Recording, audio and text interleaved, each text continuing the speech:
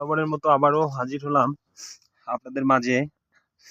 তো SR seed কোম্পানির যে হাইব্রিড শসা সিডরের গুণটা আপনাদেরকে একটু দেখাবো আজকে। এখান থেকে দশম কাটা শেষ, তারপরেও আমরা যদি একটু লক্ষ্য করি ইনশাল্লাহ ফলের যে সাইজ শেপটা এখনো চমৎকার এবং গাছগুলো সুন্দর। ইনশাল্লাহ আমরা একটু আস্তে আস্তে উপরের দিকে দেখার চেষ্টা করি। এই দেখেন ফলগুলো এখনো পর্যন্ত কি পরিমাণ ফল, এবং একেবারে উপর পর্যন্ত ম্যাচুরিটি ফল। দেখেন ফলে কোনো ক্যাটের সম্ভাবনা নাই, একেবারে উপরে।